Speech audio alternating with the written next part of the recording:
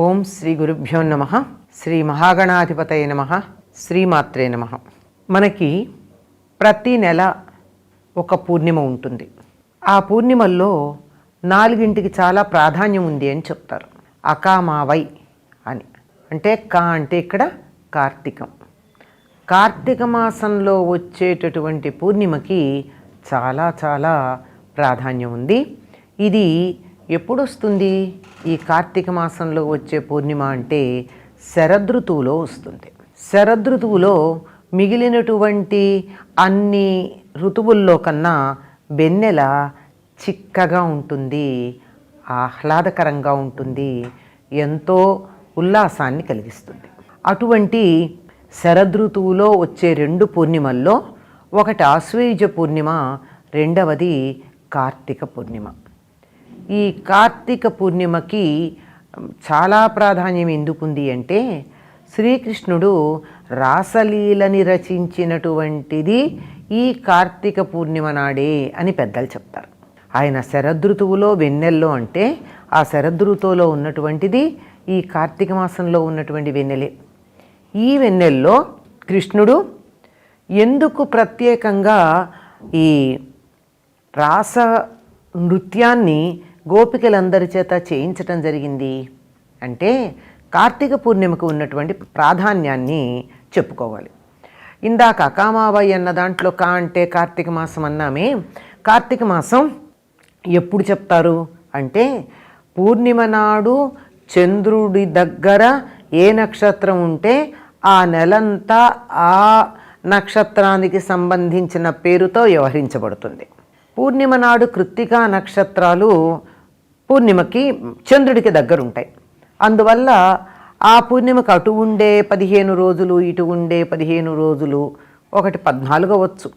ఇవి మొత్తం ఈ 2 పక్షాలు కలిపి కార్తీక మాసంగా చెప్పబడుతుంది. ఈ కృత్తికా నక్షత్రాలు అగ్నితత్వానికి చెందినటువంటివి. కృత్తికా నక్షత్రం అగ్నితత్వం. ఇవి ఎన్ని ఉంటాయి? మొత్తం 6. ఈ కృత్తికలు ఎవరు అంటే సప్తఋషులలో వశిష్ఠుడు కాక మిగిలిన 6 ఋషుల యొక్క భార్యలు ఈ కృత్తికలు అనేటటువంటి పేరుతో ఉంటారు. వీళ్ళు కుమారస్వామికి పుట్టగానే ఆకలితో ఉంటే దేవతల కోరిక మేరకు పాలనిచ్చారు. 6 దగ్గర ఒక్కసారే పాలు తాగాడు. అందువల్ల ఆయన ఆర్ముఖం, షణ్ముఖుడు, 6 ముఖాలు కలవాడయ్యాడు. వాళ్ళకి ఆ బాలుడికి పాలివ్వడానికి ముందు ఈ కృత్తికలు ఏమన్నారంటే, మేము ఇస్తాం బాగానే ఉంది, మేము కన్నపిల్లవాడు కాదు, కానీ దేవకార్యం, అందువల్ల మీరు అడిగారు ఇస్తున్నాము, కానీ మా పేరు మీద అతడు లోకంలో ప్రసిద్ధుడు కావాలి అని అడిగారు. అందువల్ల ఈయన్ని కృత్తికా నక్షత్రాల పేరు మీద ప్రసిద్ధుడవ్వాలి గనక కార్తికేయుడు అన్న పేరుతో పిలుచుకుంటూ ఉంటారు.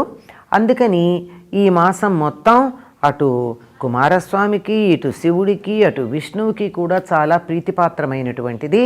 అటువంటి మాసంలో కృత్తికా నక్షత్రాలు చంద్రుడికి అతి సమీపంలో ఉన్నటువంటి రోజు ఏదైతే ఉందో అది పూర్ణిమ. ఈ పూర్ణిమ చాలా గొప్పది అని చెప్తారు. ఈనాడు అందరూ కూడా తులసి దగ్గర ఇప్పటి వరకు ప్రతిరోజు కార్తీక మాసంలో తెల్లవారుజామున స్నానం చేసి తులసి దగ్గర దీపం పెట్టే సంప్రదాయం ఉంది కదా. ఈరోజు మాత్రం తులసి దగ్గర దీపం పెట్టడమే కాదు, సంధ్యా సమయంలో తులసి విష్ణువులకు కళ్యాణం చేస్తారు. ఎట్లా? తులసి విష్ణువులను ఆ రూపాలతో చెయ్యరు. ఈయన్నేమో ఉసిరిగా చెట్టు, ఆమలకం, దాన్ని ధాత్రి అనే పేరుతో కూడా పిలుస్తారు. అమ్మవారిని తులసి, ఆ 2ంటికి కళ్యాణం చేయడం అన్నది ఉంది. దీనికి సంబంధించి చాలా ఇతివృత్తం కూడా ఉందనుకోండి. తులసి కళ్యాణానికి కొద్దిమంది చిలుకు ద్వాదశి, లేక మదన ద్వాదశి, లేక క్షీరాబ్ది ద్వాదశి అని చెప్పేటటువంటి రోజునే ఈ కళ్యాణం చేయడం అనేది నిర్వహిస్తారు. అది కుదరనటువంటి వారు ఈనాడు చేస్తారు. ఎక్కువ మంది పూర్ణిమ నాడు చేయడమే ఒక సంప్రదాయంగా మనకి లోకంలో కనపడుతూ ఉంది. అటువంటి తులసి కళ్యాణం చెయ్యడమే కాకుండా తులసిని ఏమంటారు? తులసి అమృత జన్మాసి. అమృత జన్మాసి అనడంలో ఆవిడ అమృతంలోంచి పుట్టిందని కాదు, అమృతమయమైనటువంటి జన్మ కలిగింది అని. ఆవిడ తనని విష్ణువు వంచాడు అన్న కారణంగా విష్ణువుని శపించినటువంటి ఘనమైన తపశ్శక్తి కలిగినటువంటిది. నువ్వు శిలవైపొమ్మని చెప్పడం జరిగింది. అందుకే తులసి కోటలో మనం ఒక రాయి పెడతాం. ఆ రాయి ఏమిటి? విష్ణుమూర్తే. తులసి దగ్గర తులసిని మోసం చేసి ఆవిడ శీలాన్ని అపహరించి ఆవిడ పాతివ్రత్యాన్ని భంగం చేయాలనుకున్నటువంటి వాడు ఆ విధంగా రాయి అయిపోవాల్సినటువంటి పరిస్థితి వచ్చింది. కాకపోతే అది కూడా ఎందుకు జరిగిందంటే ఆవిడ తనని కోరుకున్నది. ఈ జన్మలో కాక ఇంతకు ముందు జన్మలో విష్ణువుని కోరుకున్నది గనక ఈ రూపంలో కోరిక తీర్చి ఆ రకంగా శపించిన తరువాత ఆవిడను అనుగ్రహించి నీ వెంట్రుకల నుండి ఉద్భవించినటువంటి చెట్టు నీ పేరుతో ప్రసిద్ధమవుతుంది, నాకన్నింటికన్నా చాలా ప్రీతిపాత్రమవుతుంది, ఎన్ని రకాల పూలతో అర్చించినా లేనటువంటి తృప్తి ఒక్క తులసి దళం వేయడం వల్ల నాకు లభ్యమవుతుంది అని చెప్పి ఆవిడ్ని చాలా ఘనమైనటువంటి స్థానంలో ఉంచటం జరిగింది. అటువంటి తులసికి ఈ విష్ణువుకి కళ్యాణం చేయడం అన్నది ఈనాడు జరిగేది. మరి ఈ కళ్యాణం సరే సంధ్యా సమయంలో చేయడం ఉంది, ఆరుబయట రాసక్రీడని నిర్వహించటంలో ఉన్న అంతరార్థం ఏమిటి? అంతరార్థం ఏమిటంటే మిగిలినటువంటి అన్ని పూర్ణిమల కన్నా ఈ కార్తీక పూర్ణిమకి ఒక ప్రత్యేకత ఉంది. ఆనాడు వెన్నెలకి గొప్ప ఔషధీ గుణాలు ఉన్నాయి. ఆనాడు వెన్నెలలో ఎక్కువ సమయాన్ని గడిపినటువంటి వారికి ఒక సంవత్సరం పాటు శ్వాసకోశ సంబంధమైనటువంటి వ్యాధులు రావట. ఆయుర్వేదంలో బాగా సంప్రదాయం తెలిసినటువంటి వారు ఈ ఉబ్బసం మొదలైనటువంటి వ్యాధులకి ఇచ్చేటటువంటి మందులని ఈ కార్తీక మాసం అంతా కూడా కొంచెం ఆశ్వయుజ మాసంలోనూ కూడా వెన్నెట్లో పెడతారు. అంటే పైన దుమ్ము అది పడకుండా వాళ్ళ జాగ్రత్తలు వాళ్ళకు ఉంటాయి. కార్తీక పూర్ణిమ నాడైతే పూర్తిగా వెన్నెల్లోనే ఉంచేస్తారు. అందుకే ఆ వెన్నెల్లో భోజనాలు చేయడం, వెన్నెల విహారాలు, రాత్రిపూట ఆడుకునేటటువంటి ఆటలు ఇవన్నీ చేసేది ఈ కార్తీక మాసంలో. ముఖ్యంగా ఈ కార్తీక పూర్ణిమకి అటు ఇటు ఉండే రోజుల్లో మనం పల్లెల్లో చూస్తూ ఉంటాం. రాత్రులు పిల్లలు ఆడుకుంటారండి, అనేక రకాలైనటువంటి ఆటలు ఉన్నాయి ఈ సమయంలో ఆడేటటువంటివి. వీటన్నిటికీ మూలం ఎక్కడంటే శ్రీకృష్ణుడు మరి గోపికలందరినీ ఇళ్లల్లోంచి యువతలకి తీసుకొచ్చి రాత్రంతా వెన్నెల్లో ఉండేటట్టుగా చేశాడు. మామూలుగా రండి మీ ఆరోగ్యానికి మంచిది అంటే ఆడవాళ్ళు వస్తారా అండి? అసలే ఆడవాళ్ళకి తమ ఆరోగ్యం పట్ల అంతంత మాత్రం శ్రద్ధ, ఏం పట్టించుకోరు. అట్లాంటిది వాళ్ళకి ఆరోగ్యం కలగాలి అంటే ఏదో ఒక వంకన వాళ్ళని బయటికి తీసుకురావాలి. కనుక ఆయన రాసము అనబడేటటువంటి నృత్యాన్ని కల్పన చేసి వాళ్ళందరినీ తన వేణుగానంతో ఆకర్షించి పిలిచి చేయడం జరిగింది. రాసం అంటే కూడా ఏముందండి, రసాన్ని ఉత్పత్తి చేసేదని ఒక అర్థం ఉంది. అంతేకాకుండా రాశిచక్రంతో చంద్రుడు సూర్యుడు చేసేటటువంటి ఒక విన్యాసం ఏదైతే ఉందో, అంటే కేంద్రంలో సూర్యుడు ఉంటాడండి, చుట్టూతా గ్రహాలు ఉంటాయి.